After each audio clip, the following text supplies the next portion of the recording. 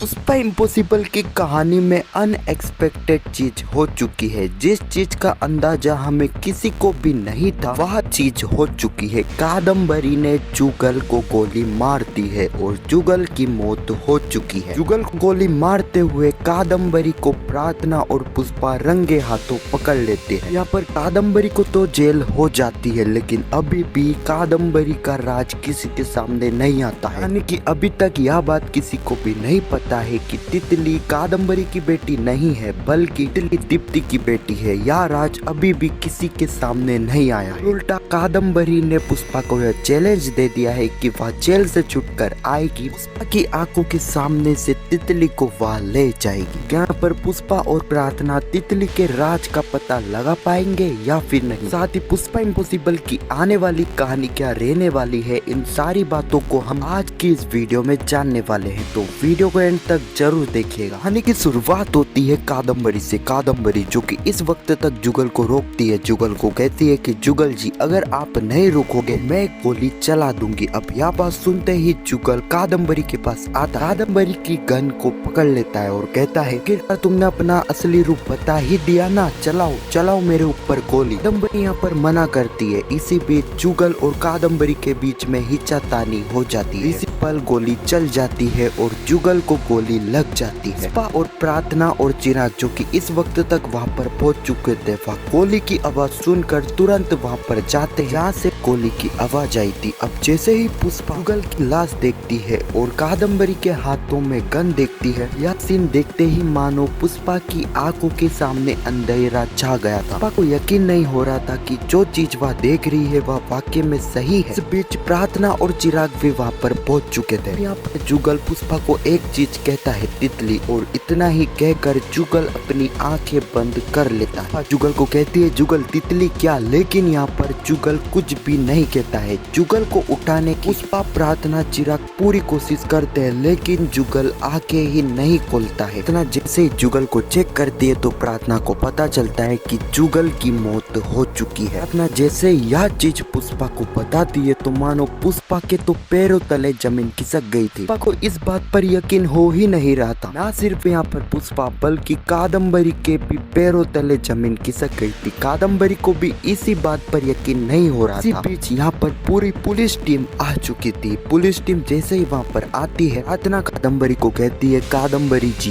मैं तुम्हें जुगल जी की हत्या के जुर्म में गिरफ्तार करती हूँ। कादम्बरी यहाँ पर प्रार्थना को कहती है प्रार्थना पुष्पा मेरा यकीन करो, मैंने जुगल जी की हत्या नहीं करी। पुष्पा कहती है झूठ झूठ बोल रही हो तुम कादम्बरी, मैंने खुद ने देखा है तुम्हारी हाथ में गन को। प्रार्थना कहती है कादम्बरी जी जुगल जी के साथ तुम इतनी रात को यहाँ पर क्या कर रहे थे अनजान जगह। कादम्बरी यहाँ पर कहती है मुझे आधी रात को एक लेडीज का कॉल आया था, उसने मुझे इस जगह पर बुलाया, उसने मुझे कहा था कि अगर मैं यहाँ पर नहीं आऊंगी तो वह तितली को मार देगी। मेरा पीछा करते करते जुगल जी यहाँ पर आ गए। लेडीज तो मुझे यहाँ पर नहीं मिलती है, लेकिन यहाँ पर जुगल जी आ जाते हैं और जुगल जी पर गुस्सा हो जाते हैं कि मैं उन्हें बिना बताए यहाँ पर आई। जुगल जी को अपनाने के लिए मैं खुद के ऊपर गन तान देती हूँ। इसी बीच जुगल जी और मेरे भी गन को लेकर हिचातानी होती है और उसी बीच गोली चल जाती है जुगल जी के ऊपर। कादम्बरी ने बचने के लिए तो अपना सही साट प्लान तैयार कर रखा था, लेकिन यहाँ को समझ आ जाता है कि कादम्बरी झूठ बोल रही है। पुष्पा यहाँ पर कहती भी है कि तुम झूठ बोल रही हो कादम्बरी। नई पल हम देखते हैं कि प्रार्थना यहाँ पर कादम्बरी को अरेस्ट कर लेती है। नई पल हम देखते हैं कि चिराग और पुष्पा जो कि चोल में आ चुके थे। अब पुष्पा और चिराग को देखकर चोल वाले इकट्ठे हो जाते हैं। वह पुष्पा से पूछते हैं आखिर क्या हुआ, वह क्यों रो रही है। इस बीच पुष्पा कुछ भी नहीं कहती है। यहाँ पर चिराग से यही सवाल चोल वाले पूछते हैं। अब चिराग यहाँ पर जैसे ही यह बताता है जुगल की मौत हो चुकी है, कादम्बरी ने जुगल को गोली मार दी है, यह सुनते ही चोल वालों के पैरों तले जमीन खिसक जाती है। इस बात पर यकीन भी नहीं हो रहा था। अगले पल हम कादम्बरी को देखते हैं, जिससे पुलिस पूछताछ करती है कि आखिर उसने जुगल के ऊपर गोली क्यों चलाई। कादम्बरी यहाँ पर फिर से अपना वही बहाना बनाती है और कहती है किसी ने उसे उस रात वहाँ पर बुलाया था और उसे धमकी दी थी कि अगर वह वहाँ पर नहीं पहुँचेगी तो अब उसकी बेटी तितली को मरवा देगी। डर से वहाँ पर वह पहुंच चुकी थी, लेकिन उसके पीछे पीछे उसका पति यानी कि जुगल भी आ चुका था। बीच उन दोनों के बीच में झगड़ा हो जाता है और हिचातानी में गोली चल जाती है। कादम्बरी यही बहाना पुलिस वालों को बताती है। अगले ही हम प्रार्थना को देखते हैं जो कि पुष्पा का स्टेटमेंट लेने के लिए आती है, क्योंकि यहाँ पर यह मर्डर केस था और जिसके चलते यहाँ पर प्रार्थना को पुष्पा का स्टेटमेंट लेना काफी आवश्यक था। और पुष्पा स्टेटमेंट देती है और कहती है उसे एक महिला का कॉल आया था, उसने उसे यह कहा था कि वह उसे एक ऐसी बात बताने वाली है उसकी पूरी जिंदगी बदल जाएगी। अब यह सुनते ही पुष्पा वहाँ पर पहुँच जाती है। उस महिला ने उसे यह तो नहीं बताया था कि वह कौन बोल रही है, लेकिन यहाँ पर पुष्पा से पहचान गई थी कि वह रेखा बेन ही थी। वह बताती है जैसे ही वह वहाँ पर पहुँचती है तो तभी उसे कुछ गुंडे किडनैप कर लेते हैं, लेकिन यहाँ पर पुष्पा जैसे तैसे उन गुंडों से कर आती है तो तभी एक गोली की आवाज आती है। पुष्पा जैसे ही वहाँ पर पहुँचती है तो वह कादम्बरी को देखती है जिसके हाथ में गन जुगल जिसे कादम्बरी ने गोली मार दी थी। ये सारा ही स्टेटमेंट देती है। इसी बीच हम देखते हैं कि उसी वक्त वहाँ पर एम्बुलेंस आ जाती है। एम्बुलेंस में जुगल की लाश आ चुकी थी। अब कहीं ना कहीं जुगल की लाश देखकर पूरा का पूरा चौक में आ चुका था। किसी को भी इस बात पर यकीन नहीं हो रहा था कि जुगल उनके बीच नहीं रहा है,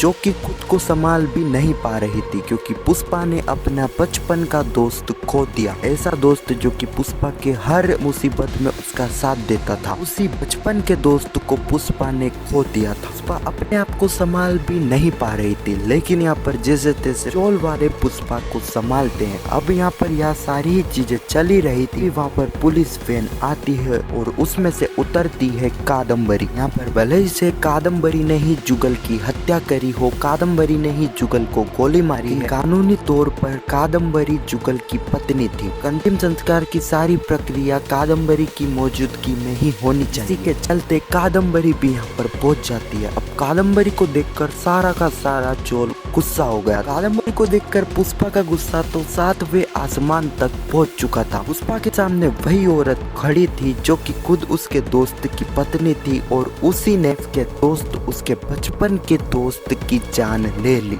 इसी सीन के साथ यह एपिसोड यहीं पर समाप्त हो जाता है। आने वाले एपिसोड में हम देखेंगे कि यहाँ पर जैसे तैसे जुगल का अंतिम संस्कार तो हो जाएगा। अगले ही पल हम पुष्पा और कादम्बरी को देखेंगे। पुष्पा जो कि कादम्बरी को कह देगी, कादम्बरी जुगल ने मुझे तितली का ध्यान रखने का कहा था, इसलिए मैं वो रखूंगी। वैसे भी तुम जेल जा रही हो, तुम में हिम्मत हो तो तितली को मेरे से लेकर बता दे। कादम्बरी भी पुष्पा को कहती है, पुष्पा मैं तुम्हें भी आज चैलेंज देती हूँ कि मैं कुछ ही दिनों में जेल से छूट कर आऊंगी। उसी बीच में तितली को तुम्हारी नाक के नीचे से ले जाऊं। तो आने वाले एपिसोड में हमें यही कहानी देखने को मिलने वाली है। अगर आपको यह वीडियो कैसी लगी कमेंट में जरूर बताना, और आपको क्या लगता है शो के मेकर ने जुगल की मौत करवा कर सही करा है या फिर नहीं? तो क्या लगता है ये अपनी राय नीचे कमेंट में जरूर बताना। और पुष्पा इम्पॉसिबल के आने वाले एपिसोड की ऐसी वीडियो के लिए चैनल को सब्सक्राइब अवश्य करना। जब तक के लिए धन्यवाद।